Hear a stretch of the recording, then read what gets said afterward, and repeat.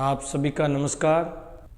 अब मैं आपको कैंसर से संबंधित संक्षिप्त बात बताऊंगा, जिसमें कैंसर से संबंधित सारांश पूरा उसमें आपको समझ में आ जाएगा। पहला, कैंसर क्या है। कैंसर हमारे शरीर की नॉर्मल कोशिकाएं कुछ परिवर्तन के बाद में अनियंत्रित वृद्धि, जिस पे किसी का कंट्रोल नहीं है, वो वृद्धि करती ही जा रही है, प्लस में आसपास के ऑर्गन्स में घुस सकती है, इनफिल्ट्रेट कर सकती है। वो जो कोशिकाओं का ग्रुप है वो कैंसर है। कैंसर क्यों बनता है? हमारी सेल का डिवीजन कि कितनी सेल ग्रोथ करनी है, उसका नियंत्रण हमारे न्यूक्लियस में होता है, सेल के न्यूक्लियस में, जिसको कंट्रोल करता है जीन। डीएनए के अंदर जो जीन्स होते हैं वो कंट्रोल करते हैं।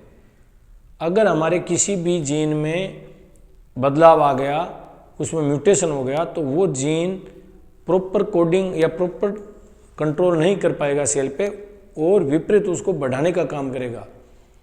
तो वो जब सेल बढ़ने लग जाती है म्यूटेशन होने की वजह से, वो कैंसर में परिवर्तित हो जाती है। क्या कारण है जो हमारे इस म्यूटेशन को डेवलप कर सकते हैं? हमारे बॉडी के अंदर सेल्स का प्रोलिफरेशन होता रहता है, डिवीजन होता रहता है, उसमें न्यूक्लियर मटेरियल जो है हर बार वो नई सेल्स बनाते रहते हैं। अगर उसमें कहीं किसी भी चीज़ से ब्रेक आता है और उसका जो रीजॉइनिंग होती है उसमें कहीं गड़बड़ी हो जाए, या बीच में कुछ और न्यूक्लिक बेस जुड़ जाए जिससे कोडिंग चेंज हो जाए, क्योंकि जो भी एंजाइम्स बनते हैं या हार्मोन बनते हैं या जो भी चीज़ बन रही है वो कोडिंग के तहत बनती है। अगर उस कोडिंग में कोई भी बदलाव आ गया तो वो हमारे जो सेल्स हैं उनको अव्यवस्थित कर देगी, अनियंत्रित कर देगी। ये करने वाले हमारे शरीर में जब भी सेल्स का डिवीजन होता है तो उसको रोकने की प्रक्रिया भी, तो दो प्रकार की प्रक्रिया होती है। एक प्रमोटिंग जो डिवीजन को बढ़ाती है, एक सप्रेशन जो उस डिवीजन को कम करती है कि एक लिमिट से ज़्यादा होती है उसको रोक देते हैं।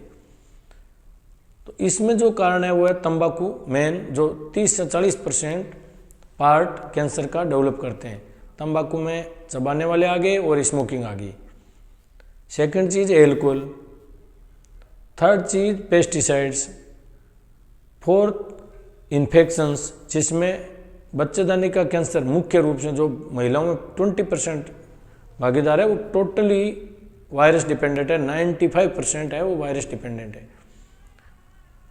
फिर आता है जेनेटिक्स। जेनेटिक्स को हम चेंज नहीं करते, क्योंकि जो हेरिडिटरी है वो जीन में ही पहले से बदलाव हुआ है, तो वो आगे चलता रहता है। फिर आता है कि हमारी जीवन शैली, सीडेंट्री लाइफ स्टाइल अपना ली हमने फास्ट फूड, जंक फूड खाना शुरू कर दिया, जो हेल्दी फूड और हेल्दी लाइफ स्टाइल को छोड़ दिया।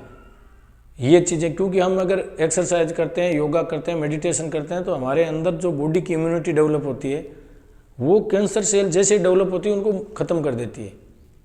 क्योंकि कैंसर सेल्स बढ़ना तो सतत प्रक्रिया है, बढ़ती रहती है, लेकिन उसको हमारी बॉडी की इम्यूनिटी डिस्ट्रॉय करती रहती है। जिस लेवल पे आके वो इम्यूनिटी कम हो जाए या वो कैंसर बनाने की प्रक्रिया बढ़ जाए, वहाँ से कैंसर शुरू होता है। तो हमारी लाइफ स्टाइल ऐसी होनी चाहिए, हेल्दी होनी चाहिए, जो हमारी इम्यूनिटी बढ़ाए रखे। फूड सप्लीमेंट्स लेके हम इम्यूनिटी बढ़ाना चाहते हैं, कोई गोली लेके इम्यूनिटी बढ़ाना चाहते हैं, वो इम्यूनिटी नहीं बढ़ाएगी। बॉडी के अंदर इम्यूनिटी डेवलप करनी है आपको, प्राकृतिक इम्यूनिटी डेवलप करनी है, वो आपके बॉडी की स्ट्रक्चर आपको हेल्थ प्रदान करेगी, वो आपका बचाव करेगी इन्फेक्शन से भी और कैंसर से भी। एक है इरिटेशन। कोई भी चीज़ का लगातार इरिटेशन होता है, जैसे मेरा दांत तिख है, वो लगातार लग रहा है अंदर की साइड में, तो वहाँ घाव होता है। वो घाव धीरे धीरे 1-2 साल में हो सकता है कैंसर में बदल जाए। और सबसे प्रमुख कारण है उम्र जैसे जैसे बढ़ती है कैंसर बढ़ते हैं, लेकिन उसको हम परिवर्तित नहीं कर सकते, उम्र तो बढ़ानी ही है। ऐसे लक्षण क्या है?